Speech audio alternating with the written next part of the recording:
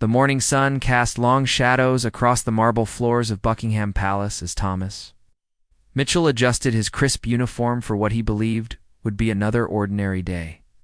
At 28, he had served as a royal guard for 6 years, standing motionless for hours, watching dignitaries come and go, protecting secrets he would never know. His colleagues often joked that guards were like living statues, present but invisible, trusted but forgotten. Thomas had grown up in a modest home in Yorkshire, where his father worked in the coal mines and his mother cleaned houses for wealthy families. The opportunity to serve at the palace had seemed like a dream when he first received the letter of acceptance. Now, years later, the glamour had faded into routine, but his dedication never wavered. Room 313 was located in the east wing of the palace, a section rarely visited by tourists or even most staff members. Served as a temporary storage area for documents awaiting classification or transfer to the Royal Archives. Thomas had passed by this room countless times during his rounds, never giving it much thought. The heavy oak door remained locked, and only senior archivists held the keys. On this particular Tuesday morning in March, Thomas noticed something unusual. The door to room 313 stood slightly ajar, which violated strict palace security protocols. Every door in the restricted areas was to remain locked when not in active use. His training kicked in immediately as he approached the room cautiously, his hand instinctively moving toward his radio. As he pushed the door open wider, Thomas discovered the room in complete disarray. Filing cabinets had been overturned, papers scattered across the floor like autumn leaves. Boxes that should have been neatly stacked against the walls were torn open, their contents spilled everywhere. Someone had clearly been searching for something specific, and they had not been careful about covering their tracks. Thomas immediately called for backup and began securing the scene. Within minutes, senior palace security arrived, followed by investigators from Scotland Yard. The room was cordoned off as a potential crime scene. Thomas found himself at the center of what would become one of the most significant discoveries in modern royal history. While waiting for permission to begin cleanup, Thomas noticed a single envelope that had somehow ended up wedged behind a fallen filing cabinet. Unlike the other scattered documents, this envelope appeared deliberately placed, as if someone had hidden it there intentionally. The envelope bore no official markings, just a simple address written in elegant handwriting that seemed familiar, yet distant. The address read simply, "To the one who finds this message, room 313, Buckingham Palace." Below it, in smaller script, were the words for the future of the crown. Thomas felt his heart racing as he realized he might be holding something of extraordinary importance. His duty as a guard told him to immediately report the find to his superiors, but something about the envelope made him pause. The handwriting seemed old-fashioned, kind taught in schools decades ago. The paper felt different too, heavier and more substantial than modern stationery. Thomas carefully turned the envelope over and saw that it was sealed with red wax, pressed with what appeared to be a royal seal, though not one he recognized. From his training as investigators continued their work around him, Thomas made a decision that would change everything. Instead of immediately turning over the envelope, he slipped it into his jacket pocket. He told himself he would examine it more closely later and then report it through proper channels. Deep down, however, he knew he was crossing a line that no guard should cross. The investigation into the break-in continued for several hours. Strangely, nothing appeared to be missing from the room. All the valuable documents and artifacts that should have been there were accounted for. This puzzled the investigators even more. Why would someone go to such elaborate lengths to break into a secure room in Buckingham Palace, if not to steal something valuable? Thomas completed his shift that day with the envelope burning like a secret fire in his pocket. He had been questioned along with other staff members, but no one suspected that he had found anything significant. As he changed out of his uniform in the staff quarters, he felt the weight of the envelope both physically and emotionally. That evening, in his small apartment in central London, Thomas sat at his kitchen table, staring at the mysterious envelope. The silence of his flat seemed to amplify the importance of the moment. He had always been a man who followed rules, who respected authority, who understood his place in the grand hierarchy of the monarchy. Yet here he was, holding what might be a piece of history that could change everything. The wax seal appeared. To be authentic, though Thomas was no expert in such matters, the red wax had maintained its color and shape, despite what must have been years or even decades of storage. As he examined it more closely under his desk lamp, he could make out intricate details in the press design that suggested royal authorship. Thomas made himself a cup of tea and continued to study the envelope without opening it. Questions raced through his mind. Who had written this message? How long had it been hidden in room 313? What could be so important that someone would go to such lengths to conceal it? And perhaps most troubling of all, what responsibility did he now bear as the person who had found it? As the night grew later, Thomas realized that his life had fundamentally changed the moment he picked up that envelope. Whether he opened it or turned it in to authorities, he would forever be connected to whatever secrets it contained. The simple guard who had started his day with routine duties now held something that could potentially rewrite royal history. The envelope sat on his table like a sleeping giant, holding secrets that had waited patiently for someone like Thomas to discover them. Tomorrow would bring new challenges and impossible decisions, but tonight, Thomas Mitchell was simply a man alone with a mystery that would soon shake the very foundations of the British monarchy. Thomas barely slept that night. Every time he closed his eyes, he saw the envelope sitting on his kitchen table, almost glowing in the darkness of his small apartment. By morning, dark circles shadowed his eyes, and his hands trembled slightly as he prepared for another day at the palace. The weight of his secret felt heavier than his ceremonial sword. During his morning routine of polishing his uniform and reviewing his duties, Thomas made a decision, carefully wrapped the envelope in a cloth napkin, and placed it in his work locker. He could not bring himself to open it at home, but neither could he continue his duties with such a burden. He decided he would examine it during his break, in the privacy of the staff quarters. The morning passed with agonizing slowness. Every time a superior officer approached, Thomas felt certain they somehow knew about his discovery. His usual perfect posture became rigid with tension, and his fellow guards noticed his unusual behavior. When asked if he felt well, Thomas mumbled something about not sleeping well and tried to focus on his duties. During his lunch break, Thomas retrieved the envelope from his locker and found an empty conference room in the staff wing. His hands shook as he carefully examined the wax seal one more time. The design was definitely royal, but it was unlike any seal he had seen in his years of service.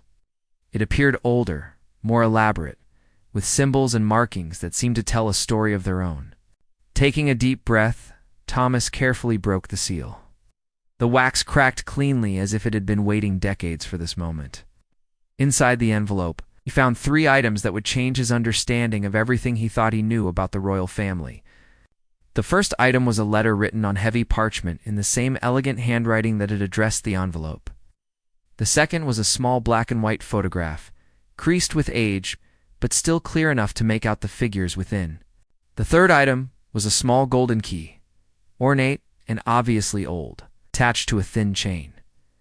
Thomas unfolded the letter with trembling fingers. The date at the top made his breath catch in his throat. April 15th, 1952. The letter was written just 2 months after Queen Elizabeth II had ascended to the throne following her father's death. But it was not the date that shocked Thomas most. It was the signature at the bottom of the letter. The letter was signed by Princess Margaret, the Queen's younger sister. But the contents revealed a secret that had been buried for over 70 years. Thomas read the words again and again, hardly believing what he was seeing. The letter detailed a secret that, if revealed, would have changed the line of succession and potentially prevented Elizabeth from becoming queen. According to the letter, Princess Margaret had discovered documents proving that their father, King George VI, had secretly married another woman before his marriage to their mother, Queen Elizabeth, the Queen Mother. This first marriage had never been annulled, making his second marriage technically invalid, and their children illegitimate in the eyes of the law. The photograph showed a young woman in wedding attire, standing next to a man who was unmistakably the future King George VI. The woman was not Queen Elizabeth, the Queen Mother. Thomas stared at the image, trying to process the implications of what he was seeing. If this photograph was authentic, It provided visual evidence of the secret marriage described in the letter. The letter explained that Princess Margaret had discovered these documents by accident while helping to organize her father's papers after his death. Realizing the explosive nature of her discovery, she had decided to hide the evidence rather than destroy it. She could not bring herself to eliminate proof of her father's secret. But neither could she reveal it and destroy her sister's rightful claim to the throne. Princess Margaret had written in the letter that she believed history would eventually require the truth to be told, but that the timing in 1952 would have been catastrophic for the monarchy and the nation. Britain was still recovering from World War II, and the coronation of Queen Elizabeth II had provided hope and stability that the country desperately needed. The small golden key, Thomas realized, must unlock something else, some additional piece of evidence that Princess Margaret had hidden away. The letter mentioned that the key would lead to the complete truth, but did not specify what it unlocked or where the lock might be found. Thomas read the letter 3 more times, each reading making the reality more difficult to deny. Princess Margaret had discovered a secret that could have changed the course of British history, and she had chosen to protect her sister and the monarchy rather than expose the truth. The burden of this secret had apparently weighed on her for the rest of her life. The implications were staggering. If King George VI had indeed been secretly married before his official marriage, then Queen Elizabeth II and Princess Margaret were technically illegitimate. This would have meant that the crown should have passed to the next legitimate heir in line, completely changing the royal family as the world knew it. Thomas realized that he now faced the same terrible decision that Princess Margaret had faced 70 years earlier. Should he reveal this secret and potentially destabilize the monarchy, or should he continue to protect it, as she had done? The weight of this decision felt crushing as he sat alone in the empty conference room. But there was another consideration that Princess Margaret might not have fully anticipated. The current Queen Elizabeth II was now in her 90s, and questions about succession were naturally arising as the monarchy prepared for its future. The revelation of this secret now might be less destabilizing than it would have been in 1952, but it would still send shockwaves throughout the Commonwealth and the world. Thomas carefully refolded the letter and placed it back in the envelope, along with the photograph and the key. His lunch break was nearly over, and he needed to return to his duties. But how could he stand guard protecting a throne that might have been illegitimately occupied for over 70 years? As he locked the envelope back in his locker, Thomas realized that his simple life as a royal guard was over. He was no longer just protecting the royal family. He was now the keeper of their most dangerous secret. The question that haunted him as he returned to his post was whether that secret deserved to remain buried, or whether history demanded its revelation. The afternoon sun streamed through the palace windows as Thomas took his position, but the warmth could not chase away the cold fear that had settled in his chest. He was no longer just a guard. He had become a guardian of truth itself, and he had no idea what to do with that responsibility. 3 sleepless nights passed before Thomas could gather the courage to research what the small golden key might unlock. He spent his off-duty hours walking through London, trying to clear his mind and decide on his next course of action. The weight of Princess Margaret's secret pressed down on him like a physical burden, making even simple tasks feel overwhelming. Thomas decided to approach his research carefully and systematically. He began by studying the layout of Buckingham Palace, focusing on areas that would have been accessible to Princess Margaret. In 1952, the key was clearly designed for something important. Given its ornate design and the fact that Princess Margaret had preserved it for 70 years, using his security clearance, Thomas accessed historical records about the palace's renovations and changes over the decades. He discovered that several rooms had been modified or repurposed since the 1950s, but some areas remained largely unchanged. The East Wing, where room 313 was located, had undergone minimal alterations since Princess Margaret's time. During his next shift, Thomas paid careful attention to details he had previously overlooked. He examined door handles, cabinet locks, and even decorative elements that might accommodate the unusual key. The key itself was small but intricate, with a distinctive pattern that suggested it was made for a very specific lock. On Thursday afternoon, While conducting routine security checks in the East Wing, Thomas noticed something that made his pulse quicken. In a corridor, adjacent to room 313, there was a small decorative panel in the wall that he had passed hundreds of times without truly seeing. The panel featured carved wooden roses and thistles, symbols of England and Scotland, but what caught his attention now was a tiny keyhole hidden among the carved flowers. Thomas looked around to ensure he was alone, then carefully inserted the golden key into the hidden keyhole. It fit perfectly. With a soft click, the panel swung open on concealed hinges, revealing a small hidden compartment behind the wall. Inside the compartment was a leather portfolio tied with a faded ribbon, his heart pounding. Thomas quickly removed the portfolio and closed the panel. The hidden compartment blended so seamlessly with the wall that even knowing its location, it would be nearly impossible to detect. Princess Margaret had chosen her hiding place well. Thomas waited until he was safely home that evening before opening the leather portfolio. Inside, he found documents that made Princess Margaret's letters seem like only the beginning of a much larger story. The portfolio contained marriage certificates, birth records, photographs, and personal letters that painted a picture of deception and cover-up that went far beyond a simple secret marriage. The documents revealed that King George VI's first wife, a woman named Catherine Blackwood, had not simply disappeared from history. She had been paid substantial sums of money over many years to remain silent about her marriage to the future king. The payments had continued even after George VI's death, suggesting that Queen Elizabeth, the Queen Mother, had known about the secret marriage all along. More shocking still were letters between Catherine Blackwood and various royal officials, including some that appeared to be from Queen Elizabeth, the Queen Mother herself. These letters made it clear that the royal family had not only known about the first marriage, but had actively worked to conceal it from the public and even from Parliament. One document that particularly troubled Thomas was a medical record suggesting that Catherine Blackwood had given birth to a child in 1920, 2 years before the future King George VI married Queen Elizabeth, the Queen Mother. If this child had survived, he or she would have been the legitimate heir to the throne, Queen Elizabeth II. Thomas found a birth certificate for a son named James Albert Blackwood. Born in Edinburgh in 1920, the father was listed as Prince Albert, Duke of York, which was King George VI's title before he became king.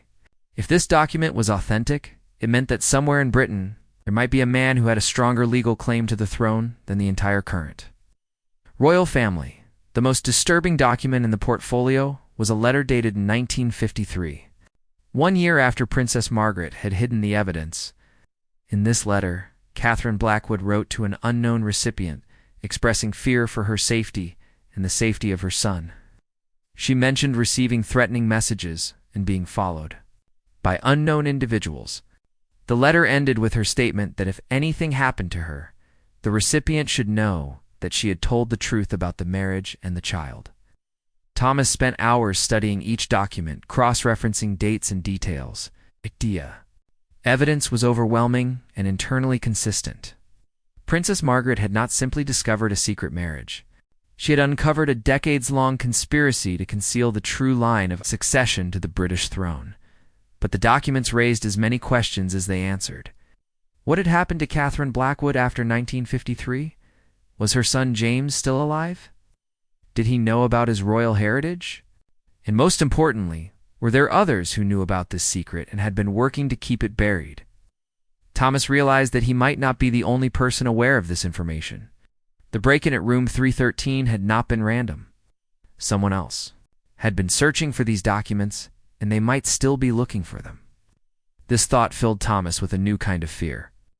If powerful people had killed to protect this secret in the past, what would they do to someone who had discovered the truth now? The next morning, Thomas noticed increased security activity around the palace. Additional guards had been posted, and there seemed to be more plainclothes security personnel than usual.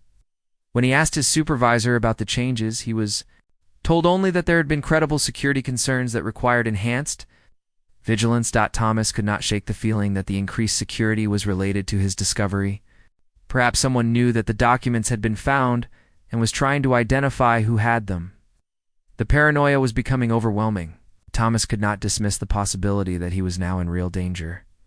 That afternoon, while Thomas was at his post, a well-dressed woman approached him with what appeared to be a routine question about palace tours. However, as she spoke, she mentioned room 313 specifically, asking if there had been any interesting discoveries during the recent investigation. Her casual tone could not disguise the intensity in her eyes as she waited for his response. Thomas replied professionally that he could not discuss security matters, but the encounter left him deeply unsettled. The woman had not been asking about tours at all. She had been probing to see what he might know about the break-in and any subsequent discoveries. As Thomas returned home that evening, he noticed a black sedan that seemed to be following him. When he stopped at a shop, the car stopped as well. When he changed directions, the car did the same. By the time he reached his apartment building, Thomas was certain he was being watched. Standing at his window that night, looking down at the street below, Thomas saw the same black sedan parked across from his building. Someone was definitely monitoring his movements, and he had to assume they knew or suspected that he had found something significant in room 313. The game had changed. Thomas was no longer just protecting a secret. He was protecting his own life. Thomas knew he needed help, but he could not trust anyone within the palace hierarchy. Too many people had too much to lose if Princess Margaret's secret became public. Instead, he decided to seek out an independent expert who could help him verify the authenticity of the documents he had discovered. Through careful research, Thomas identified Dr. Elizabeth Hartwell, a respected historian and document authentication expert at Cambridge University. She specialized in 20th century British royal history and had a reputation for integrity and discretion. More importantly, she had no official connections to the royal family that might compromise her objectivity. Thomas arranged to meet Dr. Hartwell at her office on a Saturday morning, using his day off to make the trip to Cambridge. He told her only that he had discovered some historical documents that needed professional evaluation, without revealing their explosive contents or his connection to the palace. Dr. Hartwell was a woman in her 60s with sharp eyes and a methodical approach to her work. She examined the documents that Thomas presented with the careful attention of someone who had spent decades distinguishing authentic historical materials from clever forgeries. Her initial reaction was one of professional curiosity, but as she studied the marriage certificate and birth records, her expression grew increasingly serious. After 2 hours of careful examination, using various tools and techniques, Dr. Hartwell sat back in her chair and looked at Thomas with a mixture of amazement and concern. She confirmed that the documents appeared to be authentic, dating from the correct time periods and created using materials and methods consistent with official records from the 1920s and 1950s. However, Dr. Hartwell also pointed out something that Thomas had not fully considered. The existence of these documents did not necessarily mean that the secret marriage was legally valid. Royal marriages were subject to specific laws and protocols, including the Royal Marriages Act of 1772, which required approval from the monarch. For marriages to be legally recognized, Dr. Hartwell explained that if Prince Albert, the future King George VI, had married Catherine Blackwood without proper royal approval, the marriage might have been legally void from the beginning. This would mean that while the relationship was real and documented, it might not have had the legal consequences that Princess Margaret had feared, but this legal complexity did not diminish the historical significance of the discovery. The documents proved that the royal family had concealed important information about King George VI's personal life, and the existence of a potential heir, even an illegitimate one, would still be of enormous public interest. Dr. Hartwell advised Thomas to be extremely careful with the documents. She warned him that their historical value made them targets for theft, and their political implications made them potentially dangerous to possess. She strongly recommended that he consider donating them to a secure academic institution or government archive where they could be properly preserved and studied. However, Thomas was not ready to give up the documents.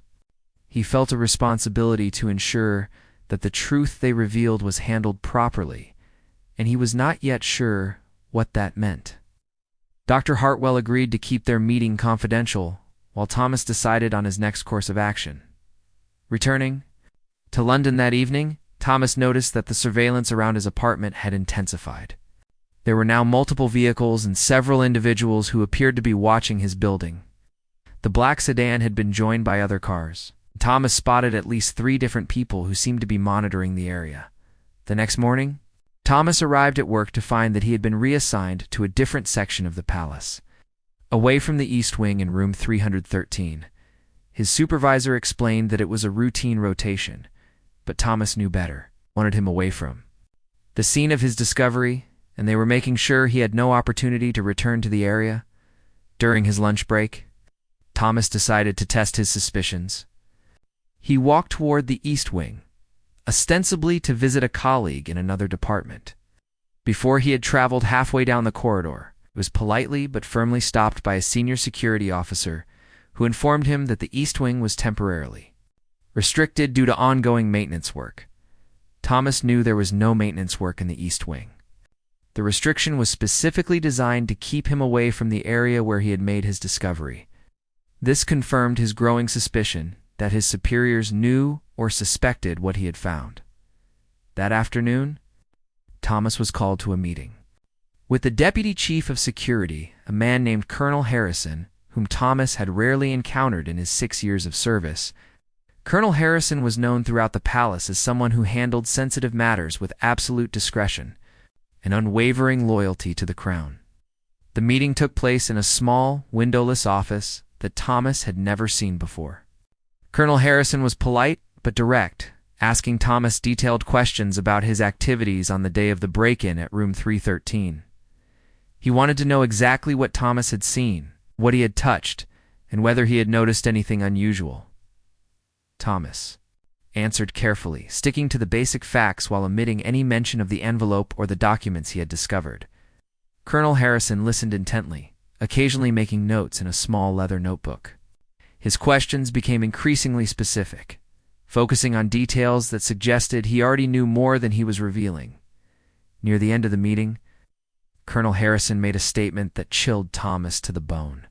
He said that the palace had reason to believe that sensitive historical documents had been disturbed during the break-in, and that anyone who might have encountered such documents should understand that they could be dealing with matters of national security.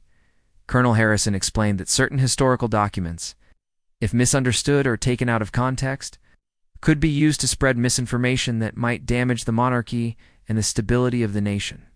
He emphasized that any palace employee who encountered such materials had a duty to report them immediately, regardless of any personal curiosity they might have about their contents. The message was clear.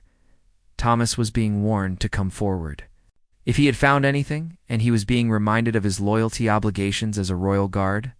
Colonel Harrison's tone remained professional throughout, but Thomas could sense the underlying threat in his words. As the meeting concluded, Colonel Harrison handed Thomas a card with a phone number, telling him to call immediately if he remembered anything else about the day of the break-in, or if he encountered any unusual materials in his duties. The card bore no name or official identification, just the phone number printed in simple black letters. Thomas left the meeting knowing that time was running out. The palace security apparatus was closing in on him, and he would soon be forced to make a decision about the documents. He could turn them over and hope to return to his quiet life as a guard, or he could find a way to ensure that Princess Margaret's secret received the attention she had always believed it deserved.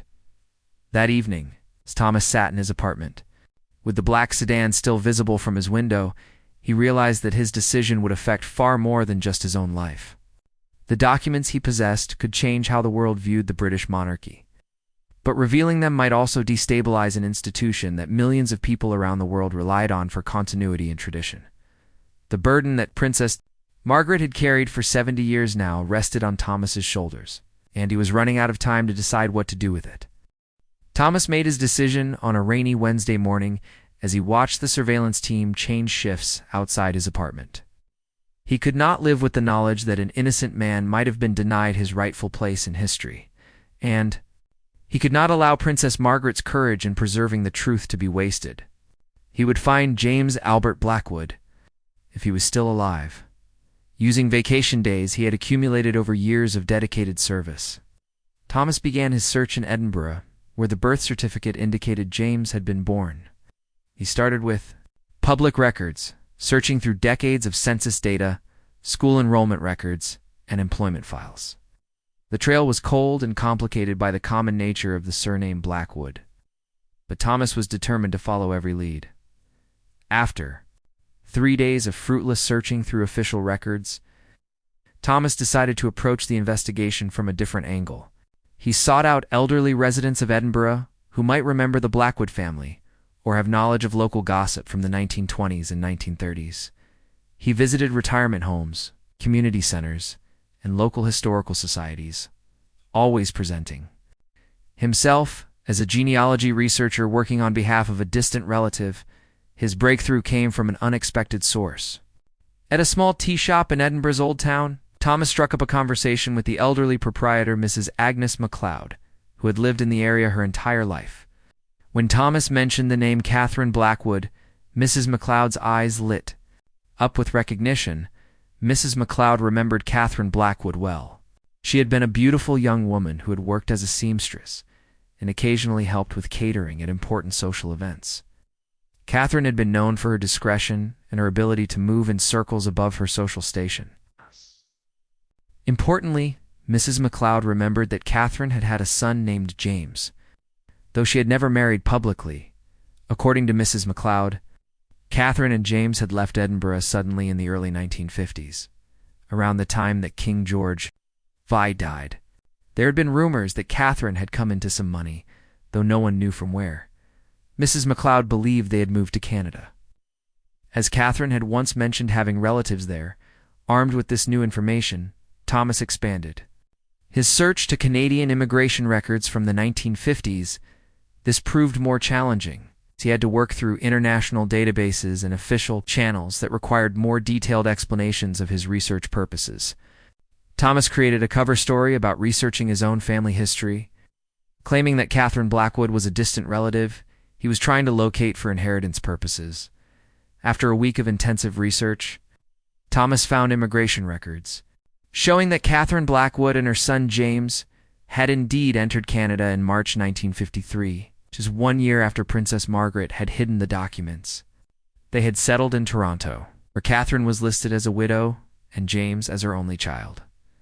Thomas traced their lives through Canadian records, discovering that Catherine had lived quietly in Toronto until her death in 1987. James had grown up there, attended a university, and become an engineer. He had married in 1965 and had 2 children of his own. Most remarkably, James was still alive, 73 years old and living in a suburb of Toronto. The next challenge was making contact with James without alarming him or revealing the explosive nature of the information Thomas possessed. Thomas decided to approach him gradually, using the same genealogy cover story that had worked in Edinburgh. He sent a carefully crafted letter to James's address, explaining that he was researching the Blackwood family history and believed they might be related.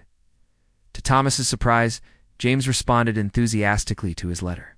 He wrote back explaining that he had always been curious about his family's origins in Scotland.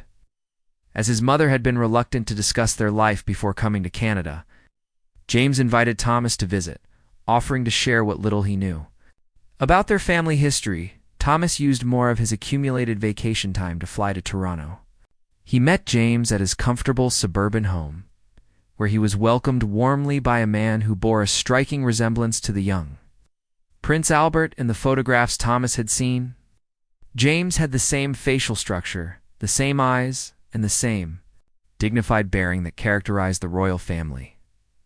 Over dinner with James and his wife, Thomas learned more about Catherine Blackwood's life in Canada.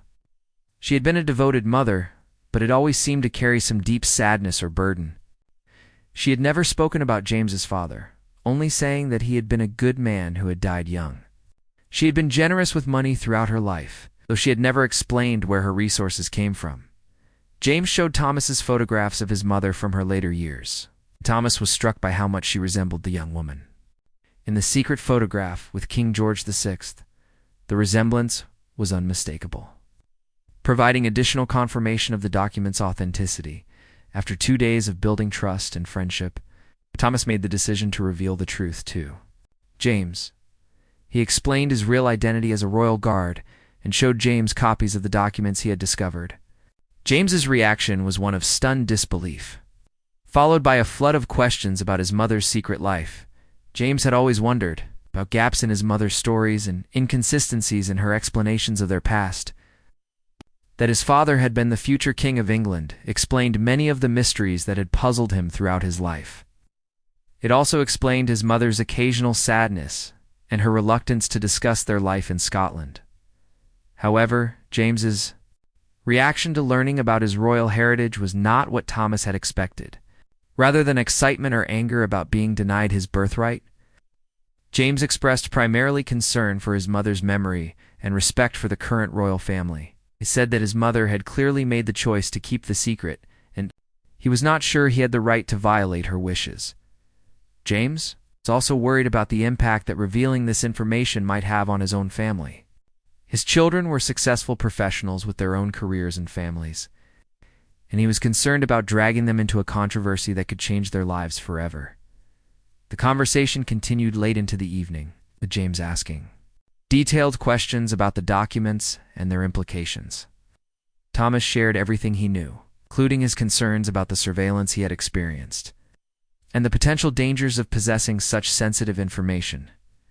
By the end of their discussion, James had made a decision that surprised Thomas.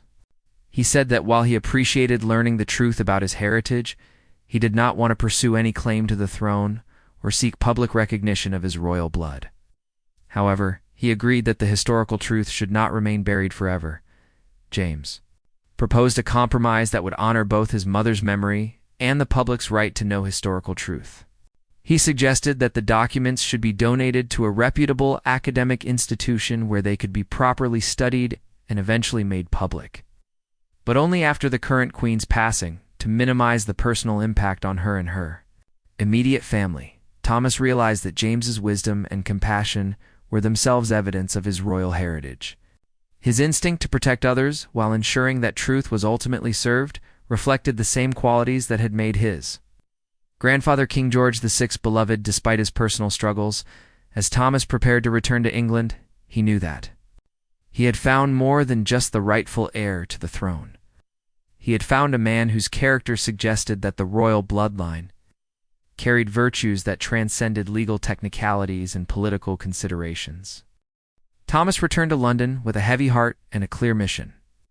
He and James had agreed on a plan that would ensure the truth was preserved while minimizing immediate harm to all parties involved. However, implementing this plan would require Thomas to make the most difficult decision of his life, leaving his position as a royal guard, and potentially facing serious consequences for his actions.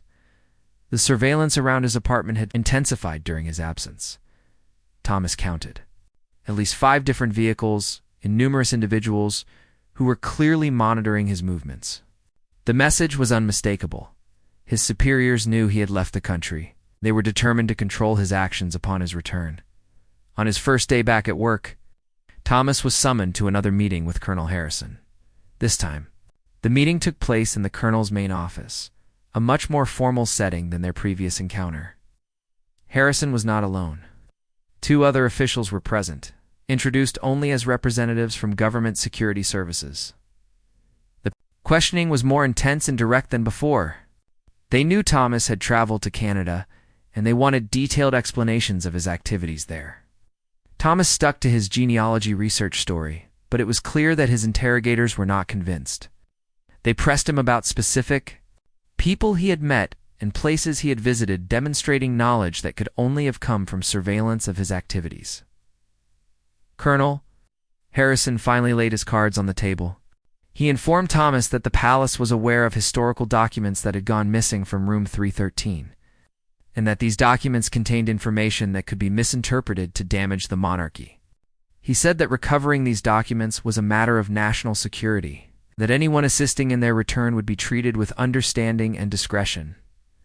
The offer was clear: return the documents and face no consequences, or continue to conceal them and face charges related to theft of government property and potential treason.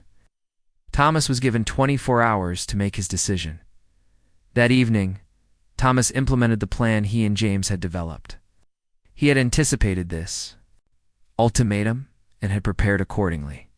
Using contacts Dr. Hartwell had provided, Thomas arranged to transfer the original documents to a secure location at Oxford University's Bodleian Library, where they would be held in trust by the university's Special Collections Department. Arrangement was carefully structured to protect everyone involved. The documents would remain sealed and inaccessible for 25 years, or until after the death of Queen Elizabeth II, whichever came first. At that time, they would be made available to historians and researchers, allowing the truth to emerge when it would cause the least personal harm to the royal family. James had provided a notarized statement from Canada, explaining his decision to forego any claims to royal status while supporting the eventual public disclosure of the historical truth. This statement would accompany the documents, providing context and demonstrating that the rightful heir had chosen reconciliation over confrontation. Thomas also prepared his own detailed account of how he had discovered the documents and his subsequent investigation. This narrative would help future historians understand the full context of Princess Margaret's decision to hide the evidence and the decades-long cover-up that had followed. The next morning, Thomas submitted his resignation from the Royal Guard service, effective immediately. In his resignation letter, he simply stated that he had decided to pursue other career opportunities and thanked his superiors for the privilege of serving the crown. He did not mention the documents or his meeting with Colonel Harrison. Colonel Harrison was furious when he learned of Thomas's resignation, but there was little he could do. Thomas had not admitted to taking anything, and without evidence of criminal activity, they could not hold him. The surveillance continued. But Thomas had already accomplished his primary objective of securing the documents. 3 months later, Thomas received a visit from Dr. Hartwell, who brought news that would vindicate his decision. Independent research conducted by Oxford historians had verified not only the authenticity of Princess Margaret's documents, but it also uncovered additional evidence supporting their claims. Church records in Scotland had been found that corroborated the secret marriage. Financial records showed the payments made to Catherine Blackwood over many years. More importantly, the research had revealed that Thomas was not the first person to discover this secret in recent decades. There had been at least 3 other instances where individuals had found evidence of the secret marriage, and in each case, the evidence had mysteriously disappeared. The discoverers had either been discredited or had suffered suspicious accidents. This pattern suggested that there had been an ongoing effort to suppress the truth, involving individuals both within and outside the royal establishment. Thomas's decision to secure the documents at an independent institution had likely saved not only the historical evidence, but possibly his own life. 5 years later, Thomas had built a new life working as a security consultant for museums and cultural institutions.